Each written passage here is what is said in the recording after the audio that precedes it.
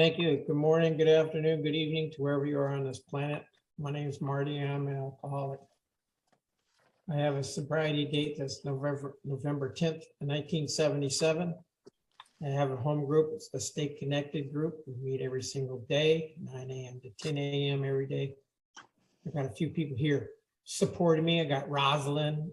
I saw Jackie D on here and I saw Steve. And those are the three people that I saw before I stopped cruising the rooms. I have a sponsor. His name's Carl M. from Quinta, California.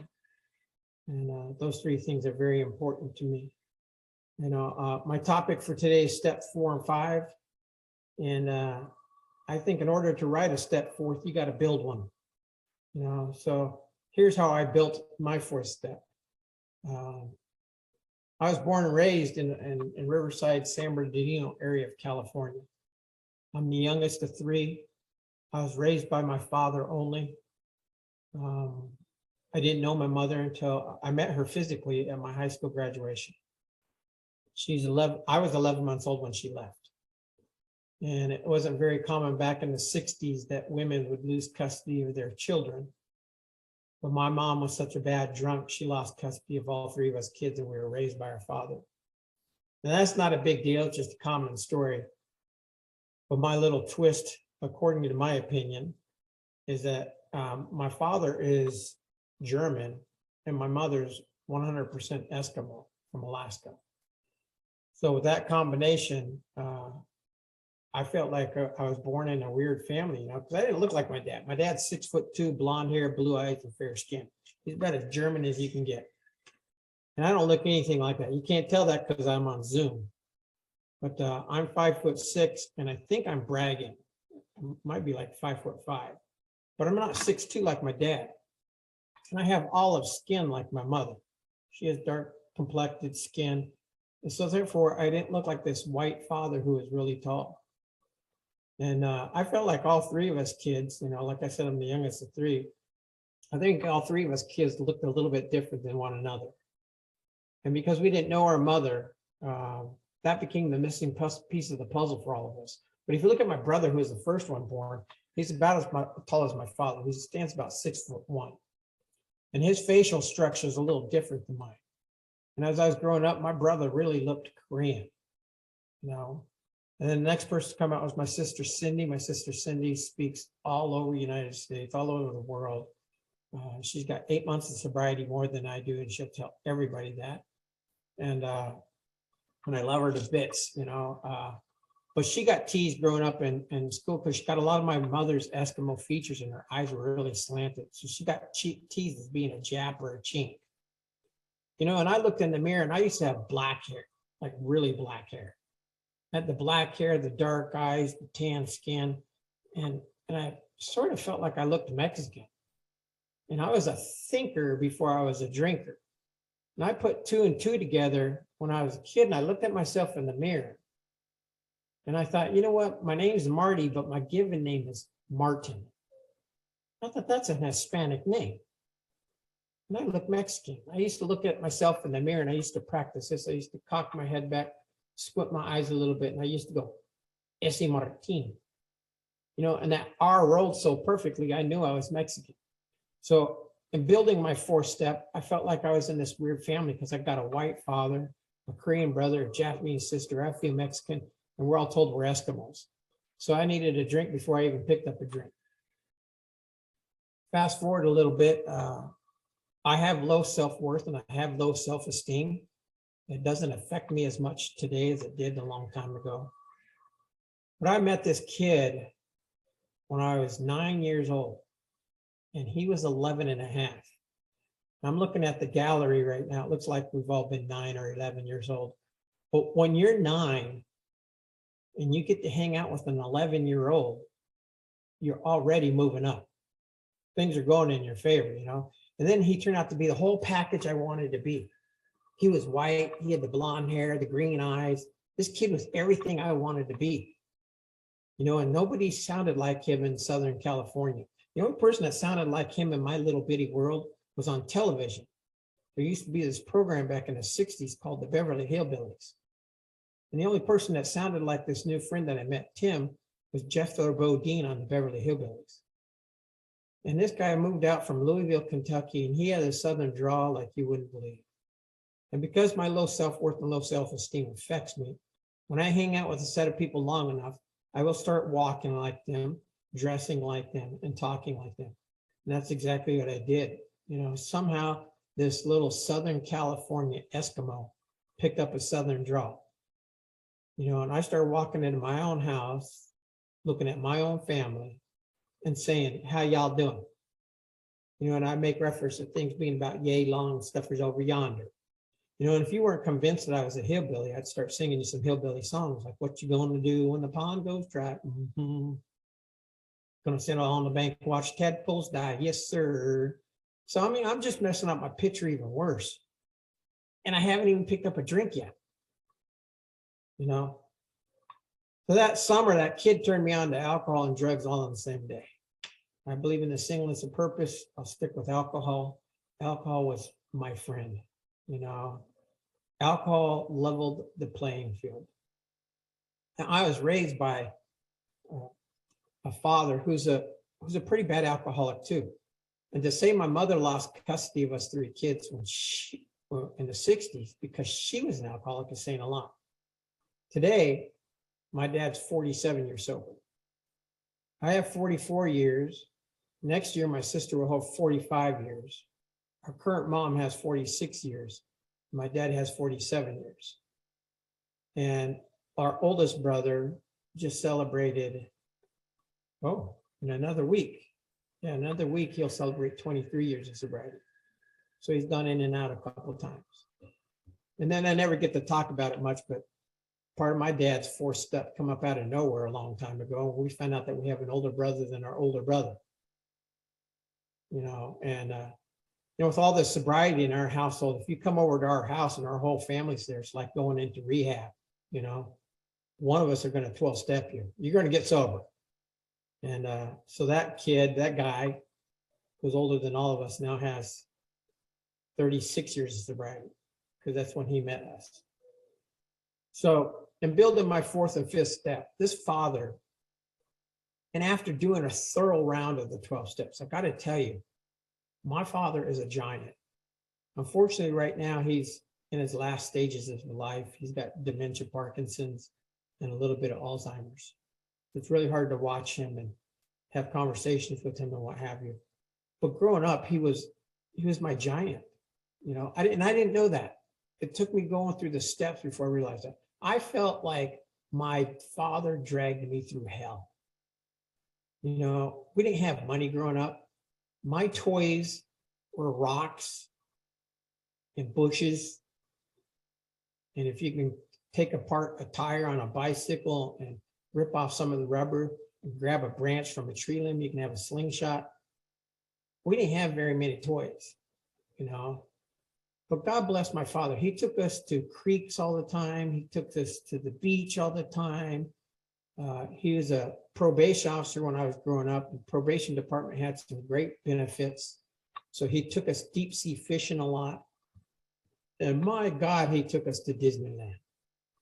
They gave the probation department free tickets all the time. And I must have gone to Disneyland 40 or 50 times. And it got to the point where when he says, we're going to Disneyland this weekend, I would get mad. Sounds like one of my columns in the fourth step. I resent who? I resent my father. Why? Well, because he took me to Disneyland again, you know, or he took me to the creek again. There's nothing to play with at the creek except for rocks, skipping rocks and throwing rocks at each other, which, by the way, hurts. So I was born and raised in this environment I didn't like, you know, and then my dad was the first one to get sober. I'll jump through that real quick. He got sober in 1974. Then shortly after that, my sister got sober in 1977. Then my brother also got sober in 77, but he went back out a few times. And then I got sober late 1977, in November 77. And I was absolutely scared when I came in Alcoholics Anonymous. I was only 15 years old. You guys can't tell that, but I came into the program of Alcoholics Anonymous at the ripe young age of 15. And that's not a big deal anymore. It seems like a lot of people are coming to Alcoholics Anonymous at the age of 15. But I'm just one of those lucky guys that have stuck around since the beginning. You know, I'm really, really lucky. With 2 years of sobriety, I finally graduated high school. I was 17. I was 2 years sober. I had a high school diploma in my back pocket. And after 2 years of sobriety, I felt like I should be CEO of maybe the universe, you know. And instead, I was only bussing tables at a restaurant. I was bussing tables at Denny's. And I felt like I should have been further along. So my best thinking at 2 years of sobriety was to join the United States Navy. You know, and I went to my regular Tuesday night meeting and I shared that I made my first major decision without my sponsor's help, by the way. And I went and joined the United States Navy. And all 19 guys and one woman where I lived at Alcoholics Anonymous all went, man, what a bad decision. You should have run that by your sponsor, you know. And so I went into the Navy with a tremendous amount of fear. I'm here to tell you, you can join the military with 2 years of sobriety, do 4 years of sobriety, and come out with 6 years of sobriety. It can be done, but it was really, really difficult. And you think about it, if you get sober at the age of 15 like I did, when I was in the Navy, where a lot of people build a lot of stories in the military, no matter which country you're from, they got a lot of stories. Well, I got a lot of stories too. The unfortunate thing is I was sober the whole time. So, you know, one of those bad experiences you had at the age of 19 or maybe even 20, and you say, oh, I was drunk when I was 19 years old and this happened. Well, it still happened to me at 19. I just don't get the freedom of saying I was drunk. When I had some of my worst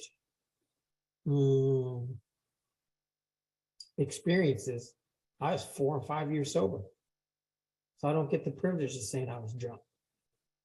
I mean, it was conscious, aware decision, but I was still young. You know, I'm much older today and I know differently today, but I didn't know back then. So I came in Alcoholics Anonymous.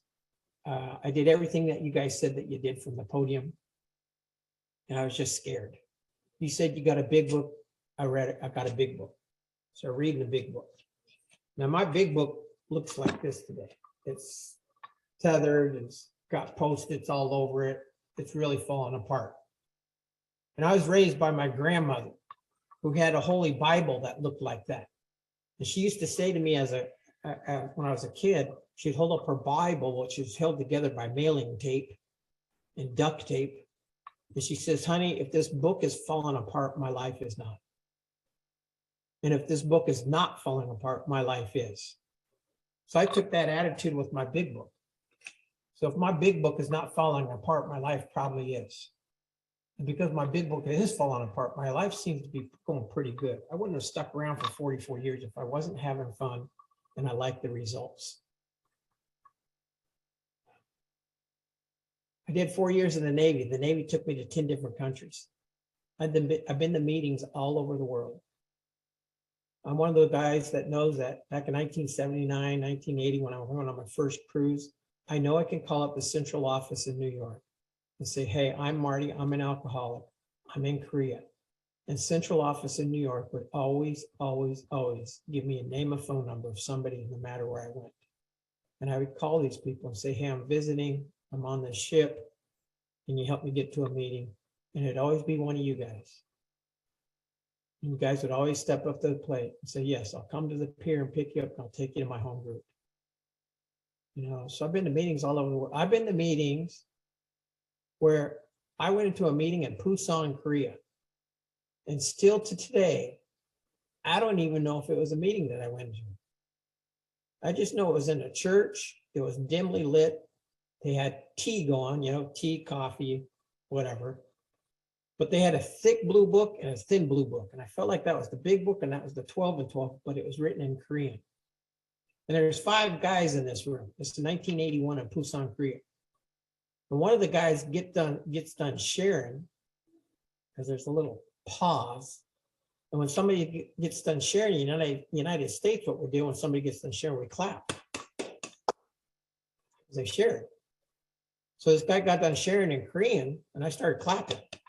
I was the only person in that room clapping. And I went, oh, they must not clap here in Korea. And the next person shared. He got done sharing, and I clapped again. I went, oh, that's right. They don't clap in Korea when you get done sharing. You know, and all 5 guys got done sharing, I guess, because I don't speak Korean and they don't speak English. But all 5 guys turned their head and they looked at me. I went, oh, must be my turn to share. So I shared. You know, when I got done sharing, all 5 Korean guys just looked at each other and went, you know, they clapped for the American because that's what we do, you know. They just wanted me to feel at home. I left that meeting, and the point is, I left that meeting feeling good. It wasn't until I was in that taxi going back to base thinking, wait a second, was that AA? I don't even know if it was AA. It could have been an elders meeting in that church. But the point is, I went to a meeting and I felt better afterwards. You know, so I got out of the Navy. I joined this other militant group in Los Angeles. They're called the Pacific Group. Some people might have heard of them. And I started doing what they did. I saw this girl take a 9-month chip, and I believe in waiting until you have a year of sobriety before I ask you out. So I watched her for 3 months. I think the police report called it stalking, but I called it watching, you know. And when she hit her 1-year marker, I asked her out on a date. And 10 months later, she gave me my first kid. So I had this little boy, and I didn't even know how to raise myself, let alone boy, you know. And then a few years later, she gave me another kid named Sophia, and I love these 2 kids a lot. Now, for podium talk, I got to tell you, neither one of these 2 kids have ever seen me or their mom take a drink. You know, that's great podium talk. But our reality is, in the last couple of years, both of these kids called me up and cussed me out, and they hate Alcoholics Anonymous.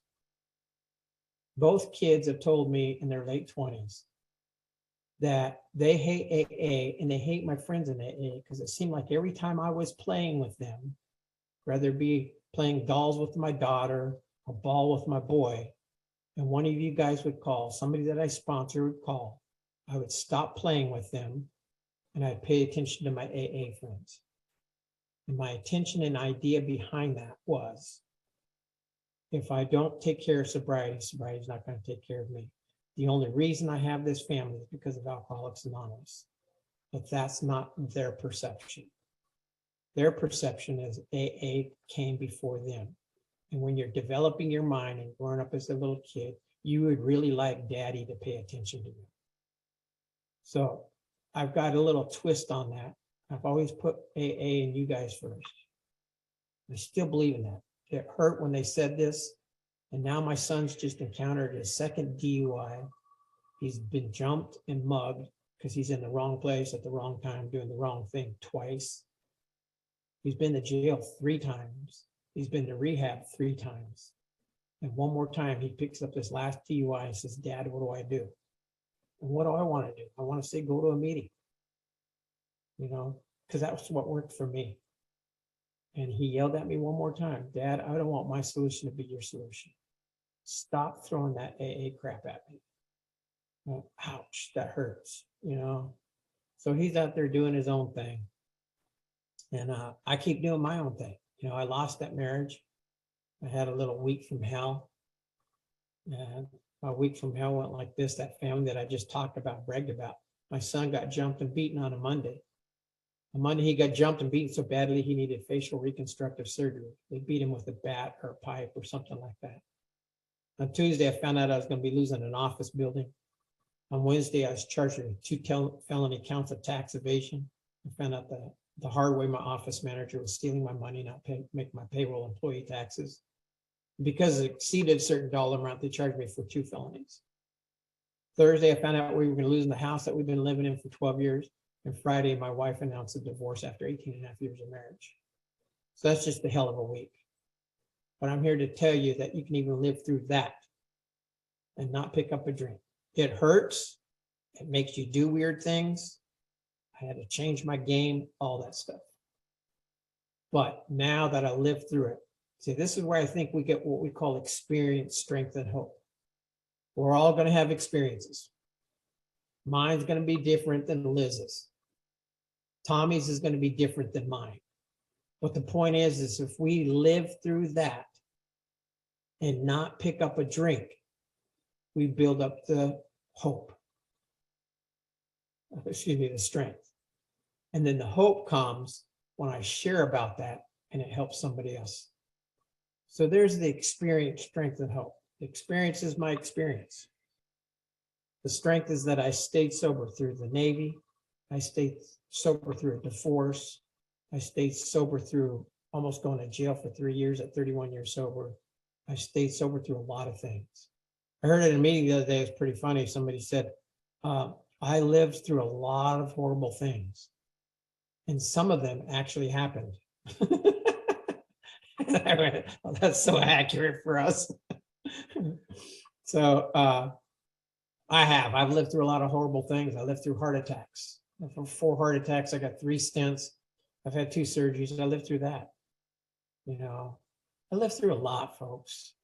But the point is I just don't pick up a drink. And I've seen AA change over the last 44 years. My friend Roz is here with 50 years of sobriety, almost 51. I bet you she has seen more changes than I have. I was a GSR in 1979. And there was this thing coming out that people were starting to like and use a lot. It was called a computer. And the computer came with this thing called the internet. And at my GSR meeting, boy, you want to see some arguments in Alcoholics Anonymous? Get involved, get a commitment, get a service commitment. We argued for hours about should we post AA meetings that were on the internet only in 1979. Oh my God, that was an argument. Because somebody threw out the 5th concept, and the 5th concept was something about we don't segregate. And back then, the only person that can afford a computer, let alone the internet, were the rich people. So if you're posting these online meetings in a meeting directory, you're aiming only towards the rich people and segregating the poor people. I'm like, oh my God, this is so terrible. But anyways, that's what we're doing now. Now look, the latest thing is we changed the wording in our preamble. We're not a group of sober men and women, we're a group of people. So I've seen a lot of changes in AA, and I'm sure Roz has seen a lot of changes too. Because when I asked to do step 4 and 5, I cracked open my big book. I replaced my big book. I got a new one. The old one's falling apart so much, it's breaking off in chapters. So I cracked open my big book and looked at step 4 and 5 again, you know, and things have changed. You know, the stories in the back have changed. But the first 164 pages, I think there's only been one major change. I think 2 changes. One, they used to put in bold print a power greater than ourselves. We choose to call God. It used to be in big bold letters. The other thing I think they changed in that first 164 pages, it says that we are honest. We're thorough and honest. They should say rigorously honest. So there's a couple of things that have changed in the first 164 pages. When I thought about the step 4 and 5, I really like the paragraph after step 4 and 5. It seems like the results of work in the first 5 steps is somehow, some way supposed to match calamity with serenity. I like that. We're all going to have calamity. I don't know if, let me rephrase it. I'm going to have calamity. I don't know if I can escape calamity, because to me, calamity always involves somebody else. And I can't get rid of everybody. So if I work a good set of steps, my hope, or the promise inside this book, is that I am going to match calamity with serenity. So somehow, some way, and being raised by a father that took me to Disneyland, deep sea fishing, the creek and the beach so many times that I ended up hating all 4 of those things, somehow I'm going to find serenity in that. And lo and behold, what did I do when I started having kids? I started taking them to the beach, to Disneyland, deep sea fishing. I did the same thing my father did. Why? Because I did a thorough set of steps. And when I was asked to talk about step 4 and 5, you look at it, it talks about columns. And the example in my big book, I don't know about your big book, the example in my big book mentions 3 columns. I used to have a sponsor named Howard P., who I think was one of the smartest people on this planet. Lived in Arizona by the time he passed away. He was a scientist. He was extremely, extremely smart.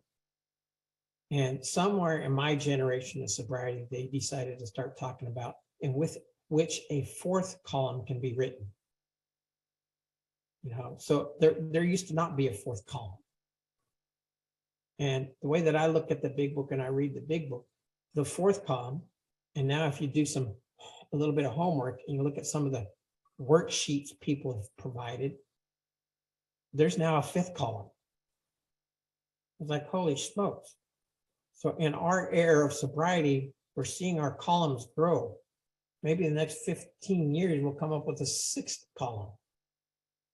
Because we're some weird people. My last sponsor, Clancy Imislin, who passed away a year ago, God bless him first and foremost. But he used to often say the only thing wrong with Alcoholics Anonymous is that it's filled with alcoholics. And I get that, we can develop a lot of weird stuff. You just tell me there could be a 4th column, trust me, I'm going to start writing about it. And as I cracked open my big book today, and I started reading about the 4th column, I realized in my interpretation, and this is my 50 minutes, not yours, in my interpretation, that 4th column starts to take me to steps 6 and 7. Because you think about these 2 steps, a lot of people say that they fear the 4th step. I didn't fear the 4th step. I feared the 5th step. Because the 5th step means I'm going to say it out loud to somebody. Yeah, I have no problem writing about it. I have no problem writing about my sexual adventures and the money I stole or how I treated my grandmother who raised me, who lived off the Holy Bible. I have a lot of bad stories when it comes to that stuff. I have no problem writing that down because I know how to hide things. I hid things my whole life.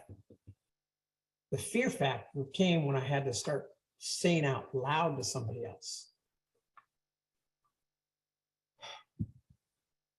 My story is that too much of anything, even if it's good, can be bad.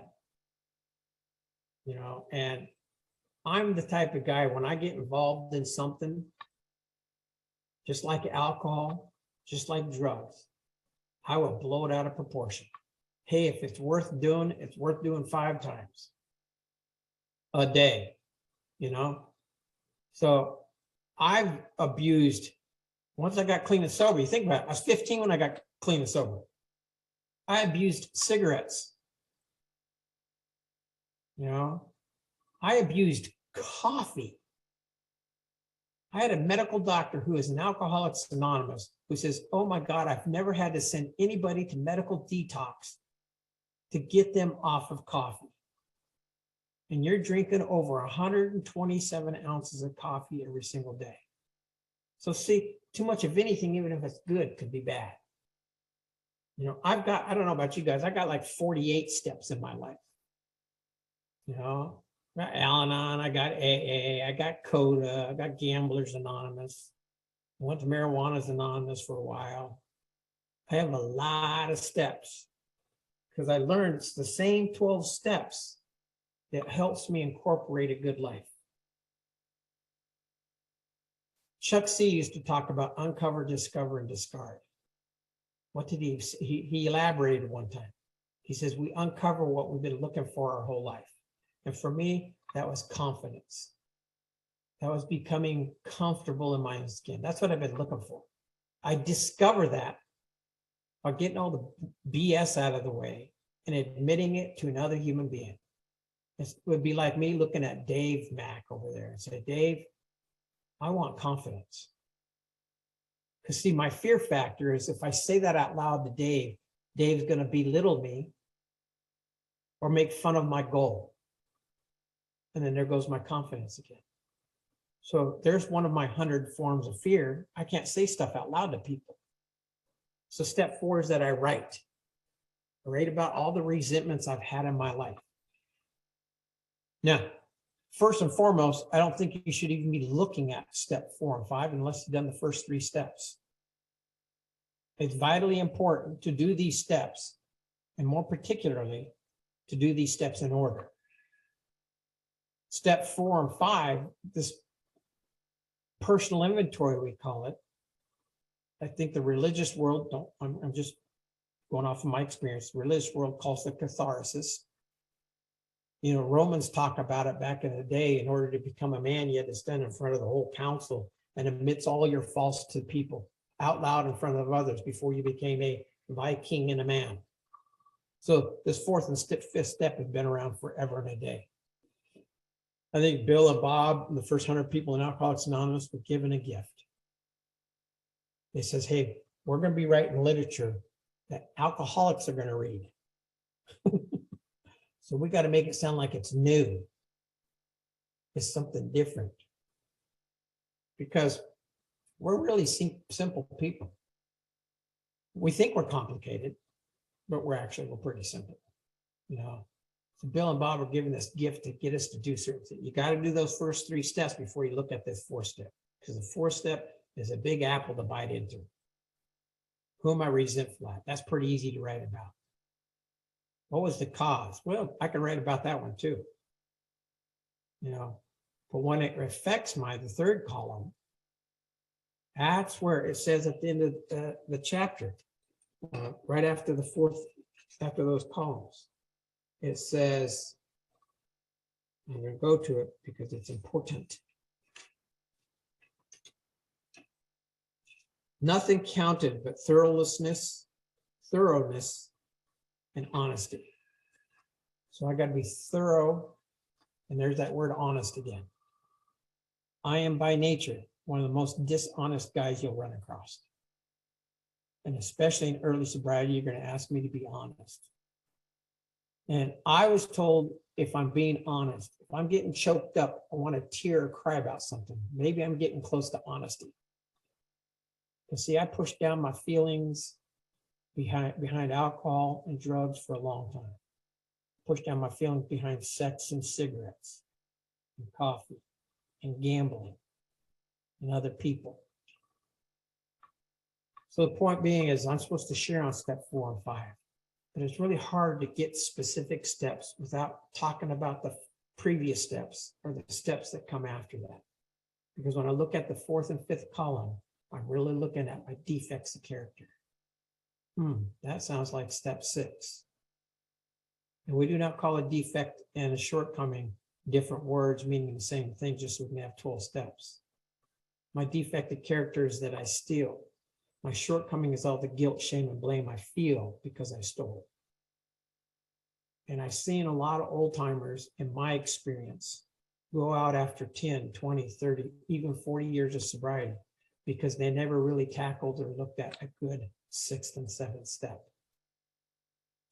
I might stop stealing. That's my defective character.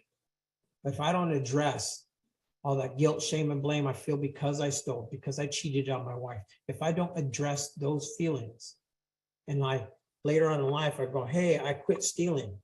Now all of a sudden I do something else that causes guilt and shame. It just gets thrown onto that pile of guilt and shame. And I think that's what makes me drink. And to me, I had to challenge myself. I had to wipe the slate clean. And where do you wipe that slate clean? You wipe that slate clean in steps 4 and 5. You know, you guys give me 50 minutes to share. I don't know if I got 50 minutes in me. You know, how can I articulate everything that's happened to me in Alcoholics Anonymous? How can I get stuck or share on steps just 4 and 5? It's hard for me. But I built the 4th step because I lived through it. I wrote about it. And on step 5, admitted to God, to ourselves, and another human being, the exact nature of our wrongs was one of the scariest things I've ever done. And my sponsor at that time says, I just invited God into the room. That's our other person. I'm the other person. You're here. God's here. I hope, he looked at me and says, I hope, Marty, You feel the freedom to share everything you need to share. And when I was done sharing, he had the audacity to look at me and say, hey, what are the 2 or 3 things you did not put down on that piece of paper? How dare him? He doesn't even know me that well. He knows me a little bit better over the last 30 minutes. But how dare he think that I'm holding back 2 or 3 things? So I threw him a bone. I gave him one of the 3 things I was holding back. And then he ninja styled me. He looked at me and says, well, how does that make you feel that now that you shared that? Do you feel a little more serene? Oh, see, he read the big book. I'm going to match calamity with serenity. And I said, yeah, actually, I feel a little more serene. He says, okay, what's another one? He was going to get 3 out of me if I had to fabricate that 3rd one, I think some of these old timers are really gifted. They're ninja style sobriety. People like Stephen T, if you can find him on the screen, he's the type of guy, he'll look at a newcomer and say, you know what, just put God on the shelf. And let's just go through the steps. Because Stephen knows if you go through the steps, you're going to have to take that dude off the shelf and work with him. He's ninja style like that. So if you're new, get a hold of any one of these squares. I don't care if it's male or female. Get somebody to get you out of self. Because if you look at that 4th and 5th column of steps 4 and 5, more specifically step 4, it's all about self. Where have I been selfish, self-centered? And one of our promises is selfish and self-centered what? Disappeared. And you look at these adjectives of the promises. And it disappears, it slips away. One of the promises is it'll just be gone. Like, wait a second. I was supposed to hold on to that. And this stuff slips away when I'm swinging a mop at a meeting. Or I'm making coffee for a group of people I don't even like. All of a sudden, some of these defects of character just go away. This AA program, watch out, folks, they're ninjas. Get into your skin, wipe away the slate. If you think you're pretty cool right now, can you imagine yourself without all these defects of character? Whoa, that's a solid person. I used to think highly of myself, and I thought, well, if I think this highly of myself, but I'm still doing all these things, why don't I get rid of these things and see what Marty's going to be like then? See, one more time, I'm jumping into another step. I'm jumping into the 7th step when I say stuff like that. Today, I'm really, really comfortable. Somehow, some way, working with people like you. And I wouldn't have picked you guys, by the way. I'm a pretty shallow guy. I'd pick like a freaking model. Who's my height? She can't be taller than me. She'd be my height. She'd be a model. Oh, and she's got to be rich. I'm pretty shallow. Oh, she's got to have a cool car too. Because that's how I picked my first sponsor. I picked my first sponsor. His name was Stormy. I didn't even know who he was. The only reason I picked him to be my sponsor because he had a cool name. I'm 15 years old. That was my best thinking. Hey, Stormy, will you be my sponsor? Sure, kid. He said, I've heard you share for every 30 days that you've been sober. You got 30 days. I said, yes, I just took a chip. He said, I heard you share for every 30 days. I want you now to shut up. I went, wow, that's where he got his nickname from being Stormy. Kind of find out his real name was Ed.